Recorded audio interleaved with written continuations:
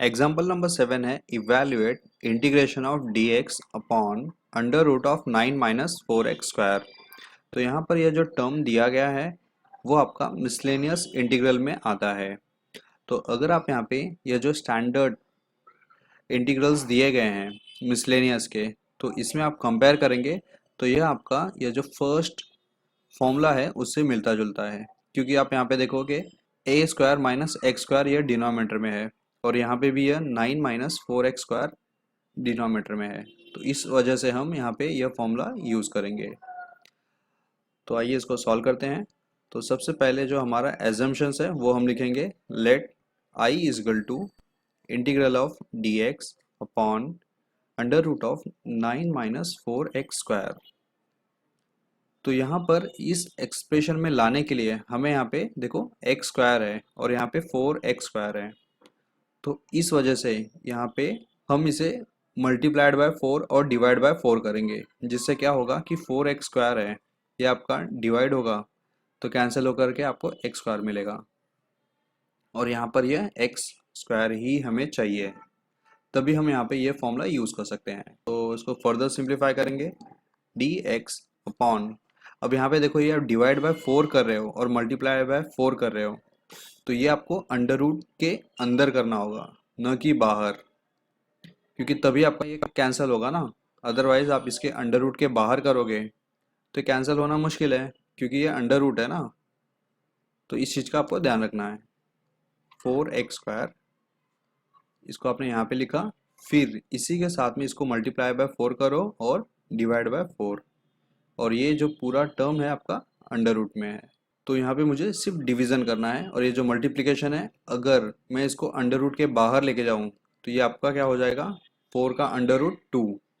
सो dx upon ये 2 आ गया। अब देखो यहाँ पे ब्रैकेट आ गया, ब्रैकेट के अंदर square root 9 divide by 4 minus 4x² divide by 4, bracket close. तो यहाँ पर ये दोनों कैंसिल हो जाएंगे और आपको सिर्फ x² मिलता है जो आपको ये चाहिए था। ओके, तो एक टर्म आपको मिल गया है। अब आपको सेकंड वाला जो टर्म है a², इसको सिंप्लीफाई करोगे आप, तो ये आपका क्या हो जाएगा, इसको आप लिख सकते हो 3/2 का होल स्क्वायर माइनस x²। तो अब देखो आपको ये जो डिजायर्ड फॉर्म चाहिए था वो आपको यहाँ पे मिल गया है। अब आप यहाँ पे डायरेक्टली इसका वैल्यू पुट कर सकते हो, और यहाँ पे देखो ये जो 2 है वो आपका कांस्टेंट है, तो इसको हम लोग बाहर लिखेंगे, तो ये 1/2 यहाँ पे आ गया। अब इसको हम लोग इंटीग्रेट करते हैं ये फॉर्मूला से, तो ये आपका हो जाएगा ब्रैकेट के अंदर sign inverse of x upon, अब यहाँ पे देखो a है और a की जगह पे यहाँ पे 3/2 दिया है, तो ये 3/2 आ गया प्लस c। सो इसको आप फर्दर सिंप्लीफाई करोगे 1/2 साइन इनवर्स ऑफ 2x/3 आ जाएगा और ये आपका प्लस c। तो इस तरह आपका ये क्वेश्चन सॉल्व होता है और ये आपका फाइनल आंसर आता है। तो यहाँ पे आपको ध्यान रखना है कि जब भी आपको जो क्वेश्चन में दिया गया होगा उसको आइडेंटिफाई करना है, बहुत ही ज़्यादा ज़रूरी है। आपका आइडेंटिफिकेशन आपका एटलीस्ट 50% काम सॉल्व हो जाता है अगर आपने उसको प्रॉपरली आइडेंटिफाई कर लिया। तो अगर आपको आइडेंटिफाई करने में डिफ़िकल्टी आ रही है तो आपको ज़्यादा से ज़्यादा न्यूमेरिकल्स को सॉल्व करना पड़ेगा, तभी आपको वो जजमेंट मिलेगा कि कोई भी इंटीग्रल या डेरिवेटिव के क्वेश्चंस को कैसे सॉल्व करना है। तो ये इस चीज़ का आप ध्यान रखो। नेक्स्ट क्वेश्चन है यहाँ पे example number 8, evaluate integration of e raise to x into log a base e plus e raise to a log x base e, और यहाँ पे ब्रैकेट क्लोज होता है आपका dx है। तो यहाँ पर देखेंगे तो दो टर्म्स दिए गए हैं, पहला जो है आपका ये टर्म है और दूसरा यह टर्म है। तो जैसा कि हमें पता है integration of u plus v dx, तो इसका मतलब है कि हम इन दोनों को अलग अलग इंटीग्रेट कर सकते हैं, यह रूल्स ऑफ इंटीग्रेशन में आता है। तो इसको हम लोग सिंप्लीफाई करते हैं। तो सबसे पहले जो हम स्टेप लिखते हैं वो लिखेंगे let i is equal to integration of bracket e raise to x log a base e plus e raise to a log x base e और ब्रैकेट क्लोज डी एक्स। तो यहाँ पर हम रूल्स ऑफ इंटीग्रेशन का मदद से इसको अलग अलग लिखेंगे।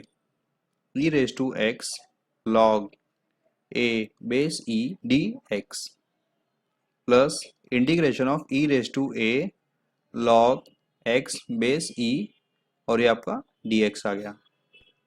यहाँ पे एक चीज़ का आप ध्यान रखो कि आपने एक फॉर्मूला पढ़ा था लॉगरिथम में, जो था आपका कि a raise to log x base a, यानी कि यह जो बेस है और लॉग का बेस अगर यह दोनों सेम होंगे तो इसका वैल्यू जो है वो आपका x होता है, यानी कि ये वाला टर्म ये आपने लॉगरिथम में पढ़ा था और ये बहुत ही इम्पोर्टेंट फॉर्मूला है।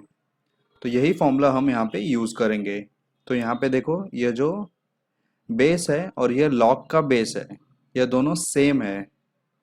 सिमिलरली यहाँ पर भी यह दोनों सेम है। तो यहाँ पे हम लॉगरिथम का फॉर्मूला यूज़ करेंगे, तो ये हो जाएगा आपका ए रेज टू एक्स, क्योंकि ये जो x है वो आपका पावर में है, तो ये जो इतना टर्म है आपका यहाँ पे यूज हो गया और इसका वैल्यू a मिला है क्योंकि यहाँ पे a है, राइट। और ये x जो है वो आपका पावर में आ गया dx।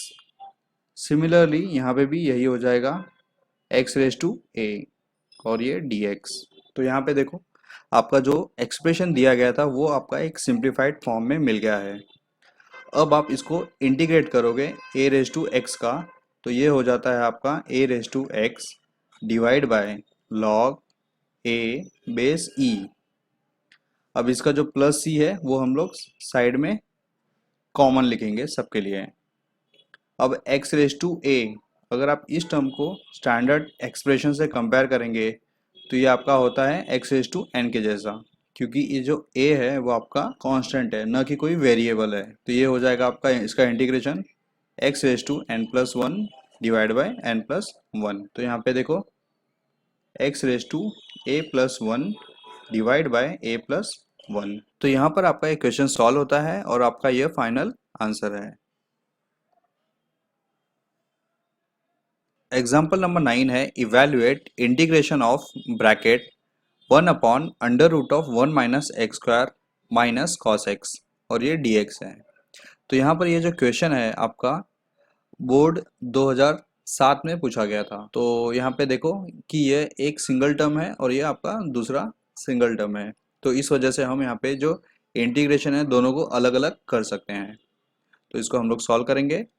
तो सबसे पहला जो स्टेप है हमारा, let i is equal to integration of bracket 1 upon under root of 1 minus x square minus cos X. अब हम इन दोनों को अलग अलग लिखेंगे, तो ये आपका हो जाएगा 1 upon under root of 1 minus x square D X minus integration of cos X D X. तो यहाँ पे देखो कि यह जो टर्म है आपका एक फॉर्मूला से मिलता जुलता है, वो है आपका ये फॉर्मूला कि D X upon under root of 1 minus x square. ये आपको जब मिलता है तो उसका वैल्यू होता है साइन इनवर्स ऑफ एक्स। यह एक डायरेक्ट फॉर्मूला है, तो जैसे ही आपको ये मिलेगा तो आप यहाँ पे वैल्यूज पुट कर सकते हो। और ये जो फॉर्मूला है आपका मिसलेनियस इंटीग्रल से भी मिलता जुलता है, जो था आपका क्या कि डी एक्स अपॉन 1 की जगह पे वहाँ पे a square minus x square था, तो इसका क्या वैल्यू हो रहा था sine inverse of x upon a plus c. याद करो हम लोग ने अभी जस्ट एग्जांपल सॉल्व किए थे। तो सिमिलरली यहाँ पे अगर a की जगह पे 1 होगा तो यहाँ पे सिर्फ आपको x मिलेगा, जो कि आपका यही फॉर्मूला है, राइट। तो जब आप इसको सॉल्व करोगे तो ये आपका हो जाएगा sign inverse of x minus, अब यहाँ पे कॉस x है यानी कि एक सिंगल टर्म है, जब आप इसको इंटीग्रेट करते हो तो आपको मिलता है साइन x, तो ये आपका हो जाएगा साइन x प्लस c। तो इस तरह एक क्वेश्चन सॉल्व होता है और आपको इसका फाइनल आंसर मिलता है क्या, i is equal to sine inverse of x minus sine x plus c। Example number 10 है यहाँ पे evaluate integration of bracket 1 upon 1 plus X square minus cos x upon sine square x dx। यह जो question है आपका board 2010 में पूछा गया है, तो इसको हम लोग सॉल्व करते हैं। तो पहला जो हमारा स्टेप है उसको हम लोग लिखेंगे कि solution let I is equal to integration of 1 upon 1 plus X square minus cos x divide by sine square x। तो यहाँ पे देखो कि ये जो आपका एक सिंगल टर्म है और ये आपका दूसरा सिंगल टर्म है, तो इस वजह से हम दोनों को अलग अलग इंटीग्रेट कर सकते हैं। तो ये आपका हो जाएगा integration of 1 upon 1 plus X square और ये आपका dx आ गया, minus integration of cos x divide by sine square x dx। तो यहाँ पे ये जो पहला टर्म है वो स्ट्रेट फॉरवर्ड एक फॉर्मूला है कि integration of dx upon 1 plus X square is equal to tan inverse of x होता है। तो मतलब फर्स्ट टर्म आपका सॉल्व हो गया। अब सेकंड में आप देखोगे कि यहाँ पे cos x है और ये साइन स्क्वायर x है, तो इसको सिंप्लीफाई करना इजी नहीं है, तो हम लोग इसको क्या करेंगे, अलग तरीके से सॉल्व करना पड़ेगा। तो इसको मैं पहले एज इट इज लिखता हूँ, क्योंकि हम फर्स्ट को इंटीग्रेट कर लें और सेकंड को कंटिन्यू सॉल्व कर रहे हैं, ऐसा नहीं कर रहे हैं। आपको एक साथ में दोनों टर्म्स का इंटीग्रेशन वैल्यूज लिखना होगा, ये आपको ध्यान रखना है। So 1 upon 1 plus X square dx minus integration of cos x into, अब ये जो साइन स्क्वायर x है इसको आपको sine x into sine x लिखना है। उसका रीज़न आपको नेक्स्ट स्टेप में समझेगा। ये देखो cos x upon sign x, ये आपका हो जाता है cot x into 1 upon sine x, इसका वैल्यू हो जाएगा आपका cosec x।